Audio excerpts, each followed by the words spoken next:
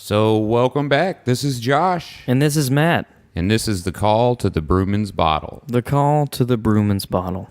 So, we just wanted to welcome everybody back. This is episode number 6. We've got a pretty good little deal of things that we want to talk about today. But as usual, we're just going to jump right in with saying thanks for coming back. And if you've got anything that you want to hear about, just leave us a comment. If you enjoy what we're doing, hit the like button, hit the subscribe button, and we'll just keep coming back with all the different discussions and talks that we have that we think you guys are wanting to hear about. To start everything off this time, we wanted to go into a game that we haven't really given a whole lot of light, but I know that we both have a whole lot of experience with, and that's World of Warcraft. I stayed on World of Warcraft for years. It became an off and on thing, but I always came back, and I'm going to go ahead and say right off the bat that World of Warcraft is one of the top-notch games you could sit down and play MMO-wise right now. What do you think, Matt? I only played WoW for, I would say, if you count the times that I actually played compared to the amount of years, I'd say I'd only have 2 out of 4 years of game time. Okay. In your time in the game, did you happen to notice anything about botting or any problems with non-player players or anything like that? No, the only issues that I ran into with WoW was hacked accounts, where they would just strip your character and take all your money. Absolutely. And account security is one of those things where it's as strong as you make it in the end, really. Recently, apparently, botting had become a huge deal in World of Warcraft. I know you and I have both seen the YouTube video where there's these honor bots going to and from objectives in a straight line, and this guy's taking a video of it, and there's no one else around. He's the only player around, and everybody is botting honor. He's, in fact, the only player in the entire game. Every other player in the game is a bot. Yeah, and that's a travesty, really, in the end. And I personally wonder if it comes from just a willingness of a gamer once a game becomes so... It's the 800-pound gorilla of MMOs. Yeah, it's so big, and it seems like such a monster that they don't really care about taking advantage of it. I saw the same thing in original EverQuest. Not to call him out, my brother is a very honorable EverQuest player, but my brother got in trouble for glitching EverQuest at certain points in our gaming career. And, you know, at this point, he understands the difference between playing an MMO for the game and playing an MMO for the superiority over the other players, you know, and trying to get the best gear as soon as you can. And now I think he errs away from that. But it seems that Blizzard came through with the axe and just took care of about 100,000 accounts on World of Warcraft that were doing this. And I want to tip my hat to Blizzard and say, you know, good on you, because your game, in essence, is made for the everyman gamer. And when you've got something like that in there where there are people just botting their way to the top, I mean, that is the antithesis of the everyman game. Their apology that they set out was very cold, yet a little heartwarming. What they said was the accounts would be banned for 6 months. Right. They announced that they had just about effectively shut down the Honor Buddy system. Right on. And they also announced to the players that they apologize for them having a 6-month ban, especially accounts that are extremely old, and it was heartbroken for the WoW team to hear that. But at the end of the letter, they basically said, if you're going to do something like that, you might as well have another account, and that is your fault yet again. I mean, it's one of those things where I know I take a stance a lot of the time on the side of the gamer, but I will take a stance on the side of the developer in that they put something out that's a game that they've put so much time and energy into, and then here comes this, to say back to what you said, this Honor Buddy thing, which is this bot program that will do this for you, and it was really easy to do, to the point that so many people got to doing it. But, you know, I really agree that it's heartbreaking to a certain degree that these people put all that out there, and then it seems like so many people were just ready to circumvent the game they made for them. I mean, they're stealing from them effectively. To a certain degree, especially with a game like that, with the economy that they have and the way all of that goes. Now, I have no idea how honor may play into the economy in the modern game the way it is now. I haven't even played. I played Warlords of Draenor and got to max level and didn't even go into raiding in WoW because it started to really feel like it used to. And I don't want to raid in WoW anymore. I've done it for a long, long time. What was really upsetting was just an example of the guy that was in the game with all the bots. Anything that he is focusing on is set to the wayside instantly once he realized that both teams were going to do the exact same thing. Right. And he showed in several parts of the video where he could run through both teams without getting hit because the bots only target other bots. Right. It's like we've said, it's just heartbreaking to real because they're stealing the game from him too. Yeah, he doesn't get a chance to do what he wants to do, and the money that he pays in every month is not valuable anymore if he's not getting the full package. So moving on from World of Warcraft a little bit, because that, is a little bit downtrodden. Let's bring it up a little bit. We've got a game that we've talked a whole lot about on the podcast because we really love it, and that's Heroes of the Storm. And it's coming out to be released in June, on June 2nd. And one of the coolest things about it, and you guys know me, I like free games. This game's going to be free. I really love that about LoL, and I think it's a shining example of what I talk about when I say there are other avenues than consistently providing DLC for a charge to make money. In Heroes of the Storm, there's a store, and you're going to be able to buy characters. You're going to be able to buy your way into most of the things that you can unlock if you have the money, which I'm personally perfectly okay with. I'm okay with that because the gold system, it's so fast. Right. You just play one solid night and you've got a character unlocked. It plunges you in as somebody that isn't going to pay well enough that you don't feel like you're gimped from not paying. And then when you play it for long enough, if you've got money that you would have been spending on other games, you can go in and buy skins for your character just like Dota and LoL. You can make it your own. You can make it something that you like. And in the end, it's a MOBA that's a skill-based game. And when it comes straight down to it, in my opinion, skill-based games, you can put those out there for free. People are going to play them to test their abilities in your game. It doesn't matter what kind of unlocks you're going to be able to give people. In the end, somebody that puts their time into the game and gets good is rewarded for it. Not to mention the beta was very successful in this game as well.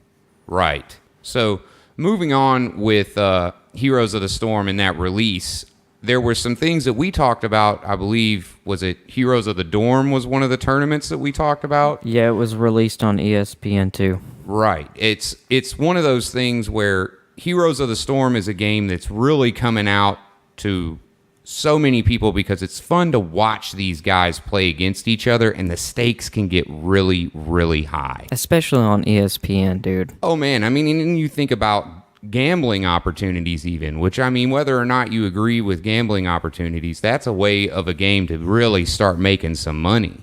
And that's putting a whole new light on gaming in general when it comes down to watching it on TV. Real competitive gaming. Yeah, to watching it like a competitive sport like that, really getting into it, having people who maybe play a little bit but really enjoy watching, having people whose personalities become attached to the game through announcing and things like that. I mean, it's just an endless world of possibilities. So the release of this game, I feel like, is a real benchmark point in gaming in 2015.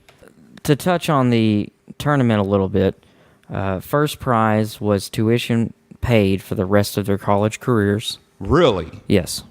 They also each got a free custom-built gaming system. All right. And I can't remember the side prizes, but there was like 80 subscriptions to Money Value in the store. There was prizes for even people that didn't get first or second, third place. There were random picks that would also get time in the game or unlocks or money. And that's really cool, man. You don't even have that in many other sports as far as I've seen. I mean, you definitely have accolades for collegiate athletes and stuff like that. But when you have somebody that's taking their passion for video games and getting something like college tuition paid out of it, that's impressive. And then playing in a tournament like Heroes of the Dorm on ESPN2 on top of that. Yeah, to officially announce on ESPN, not only is this a competitive video game, but first prize winners, they're not going to get paid an outrageous amount. They get to go to college for free. Well, and when you think about collegiate sports in general, that's kind of the benchmark. But then I think about the fact that these people might well have the opportunity to build themselves a real name in the world if they're being shown on TV as a player, their team is being shown on TV or being shown in all these different ways that these guys are successful at this. And then there are other people who are willing to watch it on TV. I mean, that's building a career for this person that they're passionate about and that, you know, could just really take in maybe even the younger generation that they don't necessarily feel like their passion for video games is something that's just worthless, that they're just wasting time. On the last podcast, we talked about a game called Crowfall also. Now, I know that's kind of a jump from the MOBA scene to go right into Crowfall, but when we talked about Crowfall, we just kind of really went down and speculated and thought a lot of things because we had watched the videos of the Kickstarter. I just want to go ahead and say there is a lot more concrete information out about this game than I think either of us really realized. So when I went and I said, you know, to go check out these videos that they had online and everything, and that maybe they'd shed a little bit of light on the things that I was saying, these videos really get down into saying that this is how you're going to make your class. This is how the different worlds will function within the multiverse. This is how your warrior will be eternal, but the kingdoms will die. And then they also really shed light on the fact that a lot of inspiration from this game is coming from Game of Thrones. Really, they're nodding their head to the way that the hierarchy of Game of Thrones works, the way that it's in turmoil, that there's a throne war going on. They're really wanting to throw you into the idea of you want to try to build your faction up to rule in this world. I also liked how players are not locked to certain servers. Right. I know I made reference to the fact that if you could consider that each server had a different rule set and that your character could jump between it, that was very correct. Your character is going to jump between different worlds, different servers, and things like that seamlessly. It's called Eternal Warriors Dying Kingdoms, this concept that they have. And for me personally, I'm enthralled by it. The whole constant and consistent resurrection of your character with your items in other MMOs has been justified in quite a few different ways, but I've never seen it basically said outright, this character exists in multiple different planes of this universe, and he jumps seamlessly between them. Another thing in Crowfall that I talked a little bit about, other than the servers and the worlds, was the archetypes and the way that the archetypes might affect your crafting or your character's different advantages or disadvantages. There's some really solid information about these archetypes out, and I just want to say, as a tabletop gamer and a video gamer, this is a type of a marriage I've been waiting on for quite a long time. Yeah, I like how the world is immersed, how you have a permanent and very structured outside world where nothing is affected. Right. And then the next is the 3-tier fight. And then, of course, after that is the guild fights. And then it is the winner takes all in the very middle. The free-for-all. Yeah, the free-for-all. And I love how even in the description of the game, they're melding the gameplay and the storyline is as you get farther away from these eternal kingdoms, it gets more drastic, it gets more dangerous, so therefore the gameplay is going to change. When it comes to the story, you're hitting on something really, really interesting. There's actually a source of turmoil in the center of this universe that not even the gods will approach.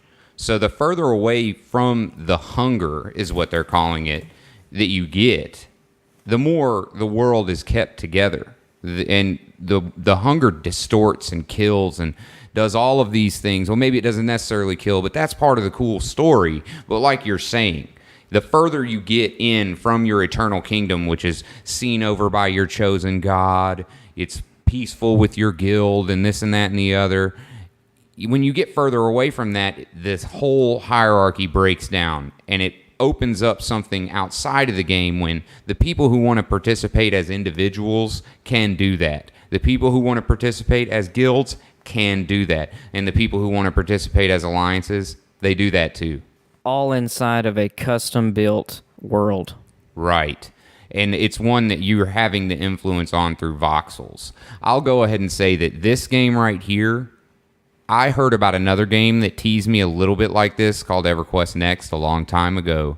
And I still think there's hope for EverQuest Next, but I'm going to go ahead and say that Crowfall is capitalizing on the emotions that I feel when they talk about how I can interact with the world through these voxels and through this really neat world that they're building when it comes to these rule sets. Now, I want to talk a little bit more about the Crowfall character customization because we really speculated on the way the archetypes were going to go into your character and things like that. Well, the solid and concrete information on that is that they're going to give you points to spend on advantages and disadvantages. So as you move through and you're creating your character, you're going to say, buy an archetype, and you choose to buy the basic tank archetype of the knight, which is the one that they describe. You know, it's going to cost a certain amount of points, and then you're going to be able to give him certain advantages, such as whether he's stronger and he's a little bit more dim-witted. And then if you take those advantages and disadvantages, some of the disadvantages are going to give you points to spend on better advantages. So you can really customize your character much in the same way that some of the RPGs that we play will allow you to customize your character. I really like this specific subject because it pays homage to, if anyone has ever played the tabletop White Wolf, that's a vampire, werewolf, scion, anything like that. In those games, you take disadvantages to gain advantages. The game itself forcefully flattens and equals out your character. And it's an amazing concept. Yeah, I think that it really gives you something that MMOs have been trying to give you for a really long time, which is the feel that your character is your character. Yeah, he has great things and he has faults at the same time. Exactly, and that makes him your own. It's completely unique to you. And if you and your friend wanted to make characters similar or characters that complement each other, it's not just saying, let's do pocket heals. Let's do damage and support. It's saying, let's make people who legitimately, everything that I don't do well, you do well. And when you're building a party like that, when you're getting that customization in, for somebody like me that's all about immersion, that's awesome. I've just made my brother. I've just made my best friend in this video game. And for somebody that's into min-maxing in the metagame, your ability to go in and make your character exactly what you want to do is extremely in-depth. The last thing when it comes to Crowfall that I wanted to talk about is when it comes to your participation in the world itself, we didn't necessarily shed light on exactly the way that your character, when he comes in, is placed in the game. And when I say that, there are 3 alliances going on. There's order, balance, and chaos or destruction. It's chaos. It's chaos. Yeah.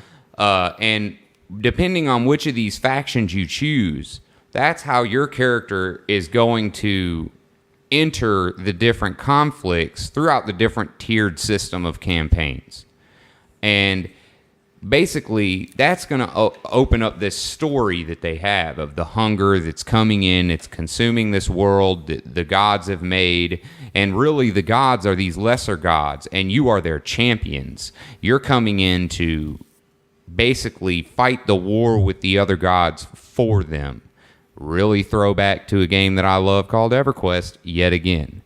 And I really like that concept because of the fact that, I don't know, I mean, it's an immersion thing. I really like the fact that when you go in and you choose your god, it's going to affect the way your character flows through the game. But with this particular game, only to a certain point.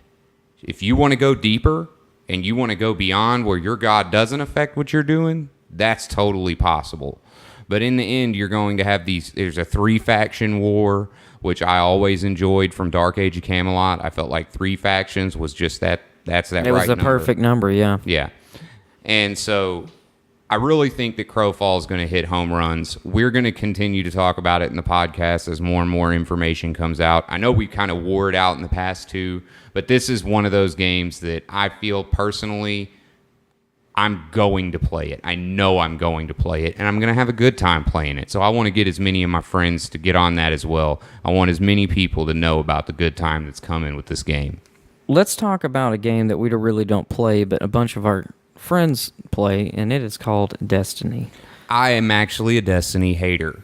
Let's go ahead and say I was a Destiny hater.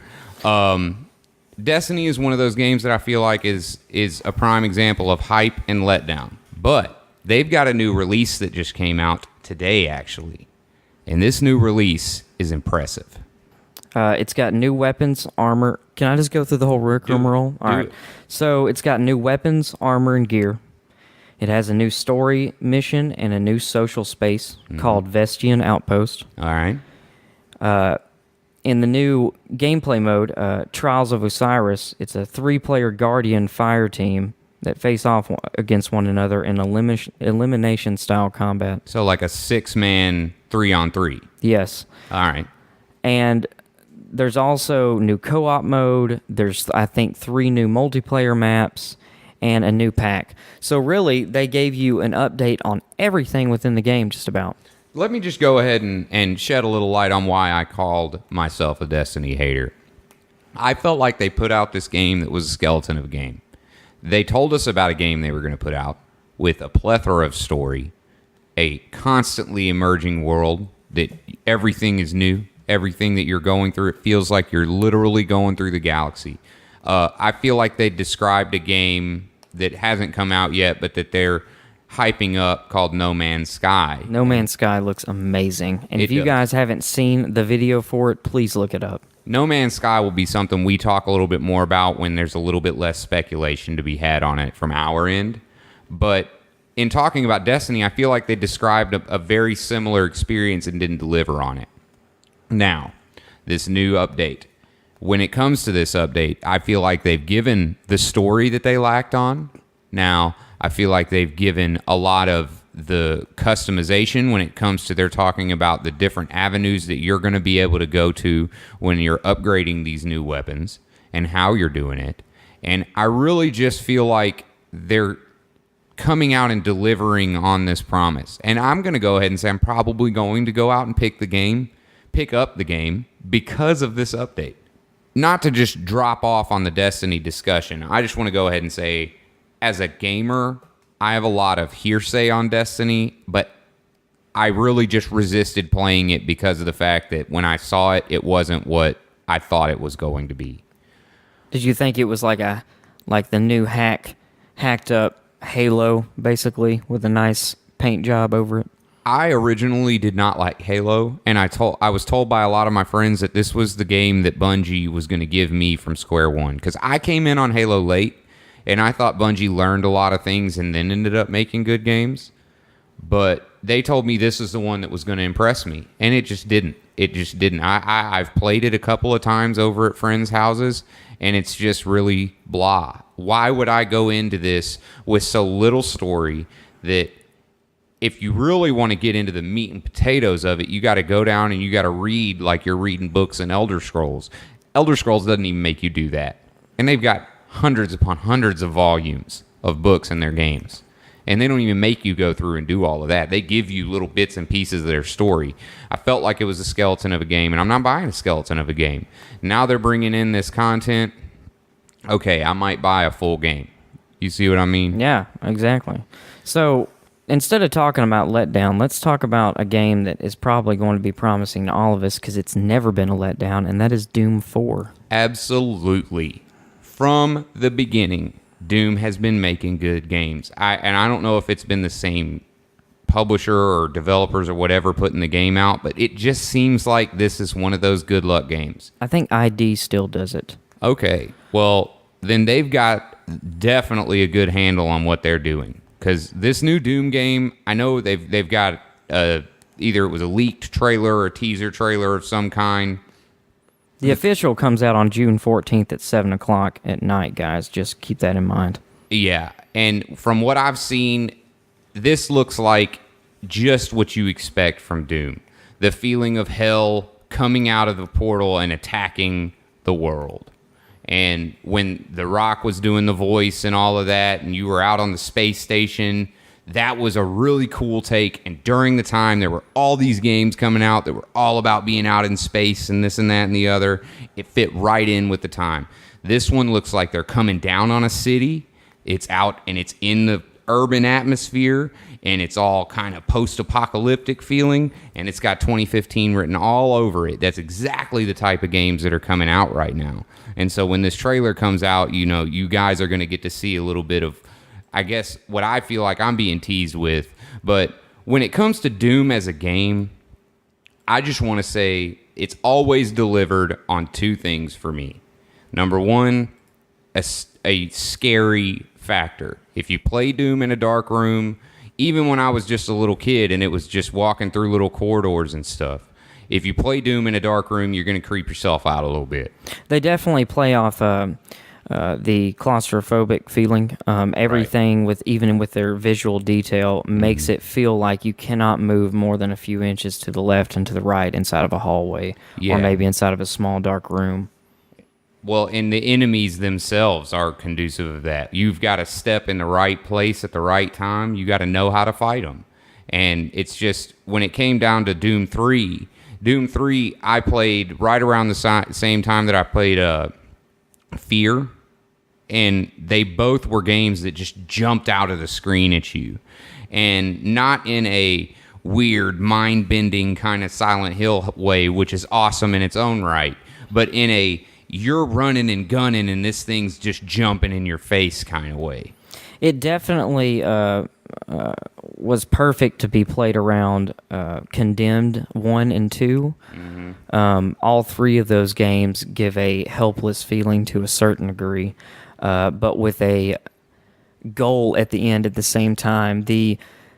Like you were saying, run and gun, it's push, push, push, keeping your adrenaline as high as it can. Mm-hmm. Maybe it drops to a certain degree when it comes to some dialogue or a small little cutscene, but it's going to go right back into scaring the shit out of you. Absolutely. And I mean, that type of a game, when you're just moving seamlessly through each stage of where you're at, I feel like that's what keeps you on your toes. That's that game that's going to have you putting 40 hours in.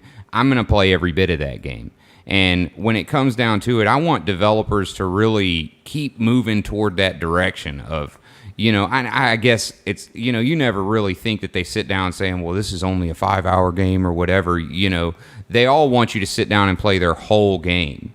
But I want games that are just coming at me with just keeping me on the edge of my seat. And one of the things that this Doom game has when it comes to that teaser trailer that they put out, these cutscenes are impressive. Yeah, the graphics make my stomach sick, literally. They're real to a certain degree, but they're very fantasy to a certain degree. They're very just dark and gloomy, and I had this feeling personally when I'm watching it. If I was a person around other people like that, I would be put on edge, because these are very obviously war-torn people, very obviously going through something that is just upheaving their entire lives. And when games like that, I'm just going to go ahead and say, when games have me playing for the cutscenes and I start forgetting about the metagame, that's a good game.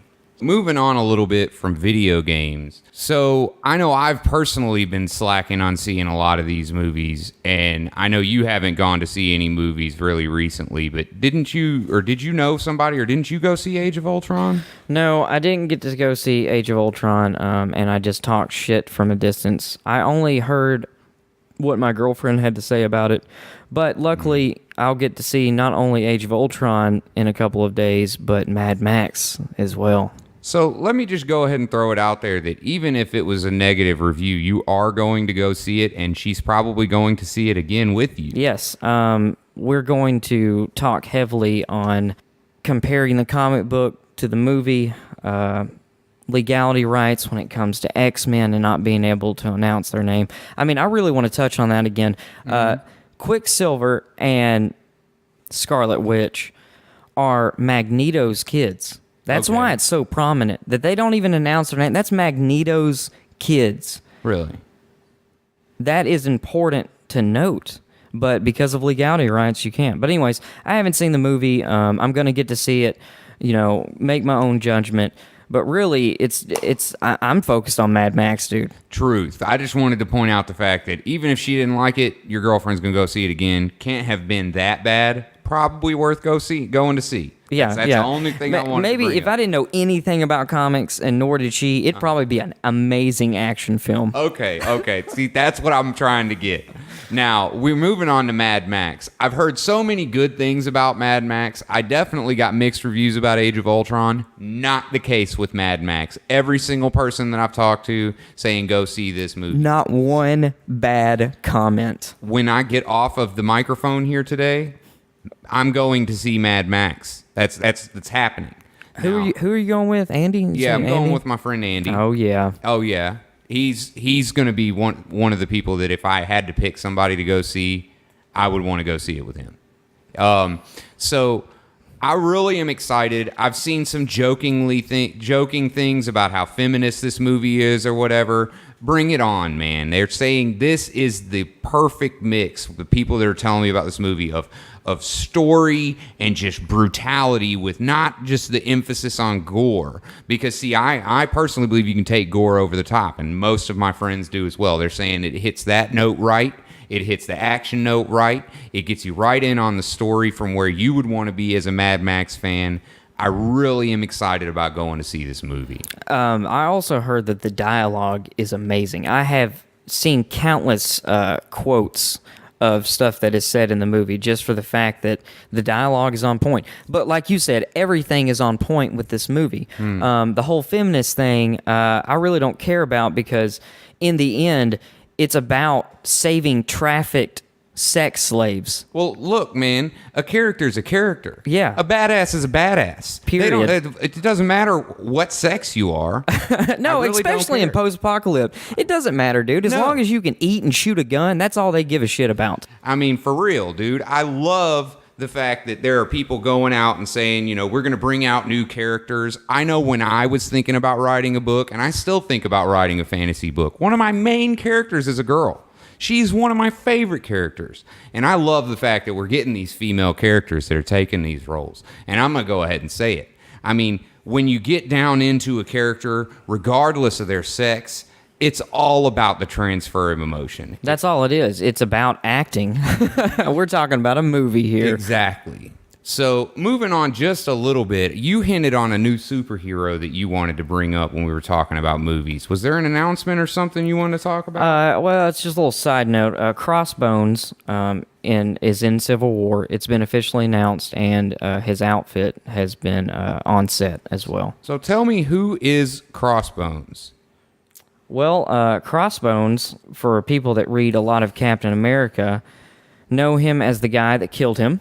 Okay. Crossbones eventually set up the assassination with Captain America after he was taken in S.H.I.E.L.D. custody after Civil War. This is all after Civil War. Okay. Civil War is where the government thinks that superheroes should have an ID card, basically like a police officer. They will have registration. They will have information on them from head to toe. And in Civil War, Captain America does not agree with this, and he takes him and his followers away.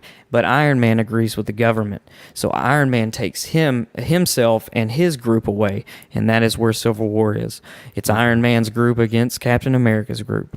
Okay. So at the very end, Captain America, like I said, eventually goes in and Crossbones assassinates him with a sniper rifle. Now, there is argument that Sharon Carter was brainwashed by Dr. Fastus. I think that's how you pronounce his name. and she was posing as a shield psychiatrist. And apparently, a lot of people say she delivered the killing blow of Captain America. But anyways, that's basically what I can give you about Crossbones. And I'm really excited that he's in the movie. His outfit looks amazing. I wish I could show the viewers the outfit, but you can look it up. Right. Well, I don't know if these are all the same characters and this and that and the other, but it seems like they're bringing in a lot of people who end, even in the movies, a lot of these superhero stories. And my biggest question, I guess, is what direction are they going to go in after that? Because I know I'm not done. I just got on the superhero train. I'm not actually sure. They're just kind of pumping a lot of thought and emphasis in this new Civil War movie. Crossbones is the right-hand man, basically, of the Red Skull. So it would make sense that Red Skull would come back. Crossbones Crossbones originally was with the communist Red Skull while the original Red Skull was gone. And he was under the assumed name of Frag until he ransacked a chateau, and that's when he met the original and real Red Skull and became his henchman. Okay. Well, I don't know. I think it's cool that they're bringing in the accurate stuff, and it's coming right out of the stories that everybody knows. But like I said, I don't want it to end. I think I'll always be of the opinion when it comes to my favorite movies, because I'm sitting here tripping over Star Wars coming back out. I don't want Star Wars to end ever. I don't want some of these stories to just give me this little bit and then end, especially when I know that there's decades of comic books to go through. Yeah, and speaking of comic books, let's talk about the new Female Thor. This warps my brain a little bit. I'm going to go ahead and say it. Now, I just talked about how I don't care about female characters and this and that and the other, but how? How in the world? How does that work? Because to me, Thor's not a female. So I don't even know really where that even begins. Anyone can take up the mantle of Thor. It is not gender-based. It's just because for 5 decades, it's been a male. So anyone can take up the mantle of Thor. So Thor's not always the same person? That's news to me. And forgive me if that makes me sound like just so naive and ignorant. No, it's not. You haven't read the Thor comic all the way through. I haven't either, but I would take an understanding that if you did, you would have a completely different opinion on the subject. Okay. Well, tell me a little bit about this Female Thor then. The new Female Thor is Jane Foster. She is the ex-girlfriend of Thor. She lifted the mystical hammer after an incident that rendered Thor unworthy of wielding it. Okay. And at the time, when it was announced in the comic book, no one knew who she was. This mystery has been going on for a long time. Apparently, there was also something that was whispered into Thor's ears in the last comic that I have not read that kind of gives emphasis on who she is. Okay. So she takes up the mantle and becomes this new Thor. Now, Thor is going to take a little break.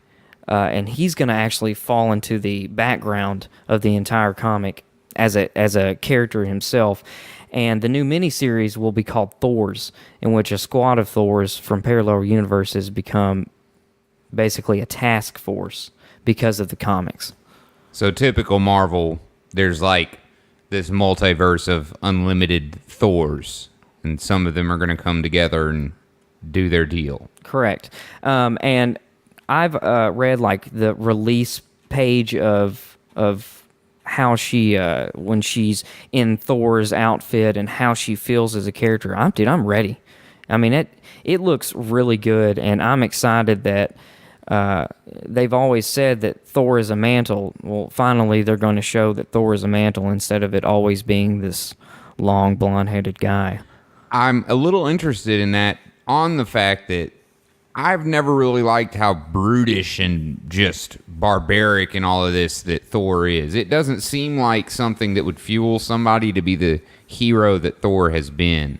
And so it really all just seems kind of fake to me in the end. And I really want to see how they're going to take this character, because maybe it will seem less fake if I see it on on another person. I completely agree with you on that. And that's one of the reasons why I don't really like Thor as a comic. Of course, like I said, I haven't read all of them, so I can't make a straight opinion about it. But what I can gather is he's a meathead to a certain degree. He's all about drinking and laying with women and making sure that his realm is okay. Well, I kind of wanted to save it to the end a little bit because there are some people that have told me that they're not very interested, but whatever. I wanted to talk a little bit about some anime that I've been watching lately. Yes, let's talk about Berserk, dude. Okay. Sorry. So, the extent of my anime investigation usually ends at Netflix. I really, really enjoy a lot of what Netflix puts out, and I really, really hate a lot of what Netflix puts out. But when it comes to their repertoire of anime, it's enough to satiate a fan, in my opinion. Now, we've talked a little bit about Crunchyroll and the way that you can move in and see as much as you want to see with subs or dubbed, whatever you want when it comes to Crunchyroll. But for me, Netflix is just already at the tip of my fingers. I don't personally have a Crunchyroll account. So I look and I go in and I try to find what Netflix has to offer that gets at me. And I tend to like the fantasy, knight in shining armor style animes because that's what I like in just about everything. Recently, I've discovered an anime called Berserk. Berserk, the king or the egg of the king is the first. It's like a hour-long episode that they put out on Netflix. I don't know where Berserk comes from. This is the first time I've ever seen it, but I'm going to tell you, it's got me. It's this really, really awesome story of a mercenary that is involved in what seems like a type of a throne war, at least a dispute between two very powerful armies. And this mercenary that's attached to one of these armies is unstoppable. Better than any of the generals except for one. It's extremely gruesome.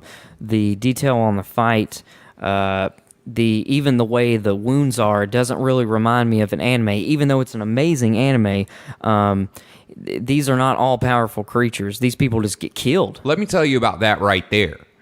Coming from, I think, one of the closest representations, somebody like myself that's never probably really going to see battle, standing on a LARP field and knowing how it feels to have somebody trying to swing something at me and hit me, these fighting instances in this seem hyper-realistic. And you say it looks gruesome. Yeah, they throw the anime blood in there. It's everywhere. Eyeballs and heads popping off and popping out. You know what's up. But the fighting itself, it's almost like there's a choreographer. Well, first off, they show weapon weight, dude. Absolutely. The character models show the weight of the weapon. They talk about weights of weapon. They talk about strength and how amazing one man can wield a two-handed weapon like that. Oh, yeah, and he's small and young in the beginning when he's first wielding it. And then another thing it talks about is armor and the effect of armor and how armor works. That's one thing that I think is only represented when you're in the armor. There isn't a game out there that's going to give it to you. No. When you're in that full suit of plate armor, there's a level of protection that people would have to overcome to kill you with other melee means like that is really thrown to the wayside in a lot of modern movies and adaptations. This one gets it right on the nose, in my opinion. I really like you said, focus on armor when they do the choreography of the actual fights. There's instances where each character will notice the breaks in the armor, or they'll notice the soft spots, like, oh, well, that's where I have to strike, and I'm going to have to make him do this so I can get there. That's realistic. Or they'll rely on their armor to a certain degree. I know at one point in one of the very first scenes, there's a guy that he was going to rely on his breastplate, and it wasn't enough. You know, it's just one of those things where I've seen it because of the different elements of medievalism that I've been involved in, and I love to see it being put out in the mainstream because I know there are so many other people that are only getting their anime from Netflix. If you're one of those people, or even if you're somebody that just hasn't checked it out, man, get on there and check that one out. I really enjoyed it. And get back to us and let us know what you think. I I want to hear what other people have to feel about this specific anime. Jumping a little bit from my navigation of Netflix when it comes to anime, I've started on an anime that I probably should have started on years and years and years ago, and I'm really enjoying it, even though I've said that I didn't like it in the past. It's Naruto. Let me just go ahead and say that I think Naruto has a storytelling flair that is completely unique to anime. Not to mention the countless amounts of characters that you have in the show and how many characters they will kill off, which is really cool. Yeah. That's exactly what I'm talking about. It's anime has this. Maybe it's Eastern culture in general. They have this idea of the epic story and the way that it's supposed to flow and the way that you're supposed to flow with it. And I'm just going to go ahead and say Naruto has got me on that flow. I love the way they're bringing me in. I'm only like 6 episodes in. Yes, I know some of the things that are going to happen. It's been out for so long, and it's really, really popular. I mean, it's like it's what is it called? Shonen Jump anime, and that's like a really popular studio as far as I know. But if it's a studio, I don't even know what it is. But in the end, it's just when it comes down to anime in general, that one really is hitting a note with me. And so I'll go ahead and say that if there are people out there who are haters of Naruto and haven't sat down and watched it, that's another one. Go ahead and see what you can see about Naruto. So this was mentioned at work the other day. Speaking of animes, we can talk about one of our favorite animes. Josh introduced me to this anime. It's one of his favorite, if not his favorite, and it's called Gurren Lagann. Yeah, if there's anybody out there, I want to just go ahead and say Gurren Lagann, in my opinion, when I talk about the storytelling flair that exists in anime, when I talk about the epic feel, this is that anime. And it's not only all of those things, but it's so over the top, and it's from the very beginning, action-packed all the way until the last episode. The artwork is amazing. First and foremost, the artwork is on point. Yes. And it changes rapidly throughout the show. So it gives you this rainbow of artistic whim. It's one of those animes. I didn't go quite so far into it as animes like Fooly Cooly, but that shows you different anime styles through the anime. That's a great example. It is a calm down Fooly Cooly. Yeah, if there's anybody out there that just thought Fooly Cooly was too much, Gurren Lagann's also a little bit too much, but it's not quite as much. It's got its moments, which is good. It's not just, you're not on that crazy roller coaster ride, okay? You've got that, it's a longer climb, and it's a really good climax to the story as well. Oh, the end of Gurren Lagann, really, I think you kind of see it coming the majority of the anime, but it's building you up. You want to see it coming. And, you know, in the end, I think also it gives you a feel of the secondary characters in animes oftentimes are not the secondary characters in animes. When you first get introduced to this anime, I feel like it really gives you an idea that it's going to go in one direction, and it shifts. Oh, it shifts dramatically. Yeah. After the first episode, it felt like it shifted. Yeah. And then after the first season, it shifted dramatically. Right. But I'll go ahead and say I would call it a high fantasy mecha anime, because it's not like the mecha animes that are out there like Gundam Wing and Evangelion and stuff like that, where they're these giant robots that are feats of mankind's ability to wage war.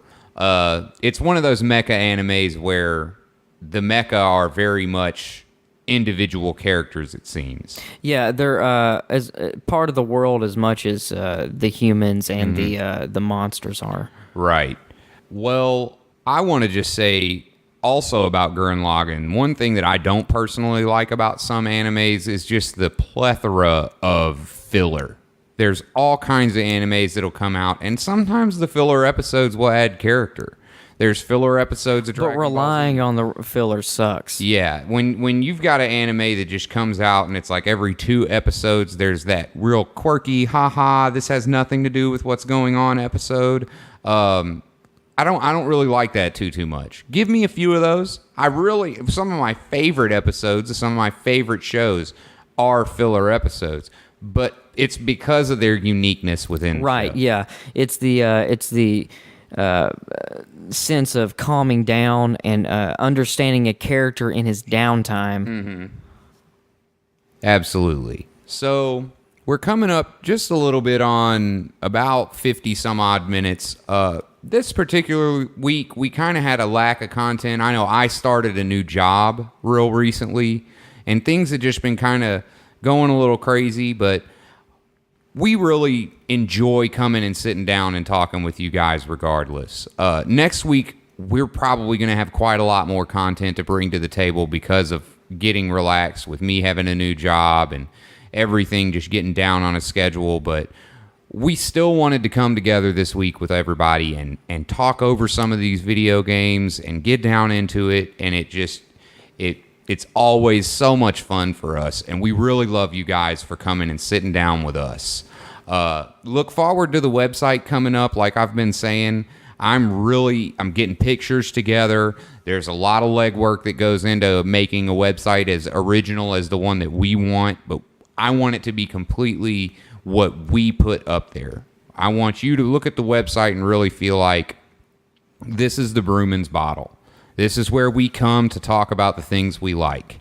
We also would like to go ahead and let you guys know that eventually this will be off of YouTube, and you won't have to keep the video open for an hour long and drag your data out and all this inconvenience that I know some of you guys have mentioned to me. And it will be really nice to have an RSS feed where you can play that in the background, just like Podcast Addict or Spotify. Any of the things that you get, iTunes, we will get up on all of these things, and we are definitely doing what we can to make that happen. And we don't ever want you guys to think that we're just not going to do something like that. It's just, like I've said, there's been some things going on, but no excuses. This has been a really good time sitting down this week. And just like always, hit that comment, hit that like, hit subscribe. Come back and see us next week, every Tuesday/Wednesday. And as always, this has been Josh. And this is Matt. And this has been the Call to the Brewman's Bottle.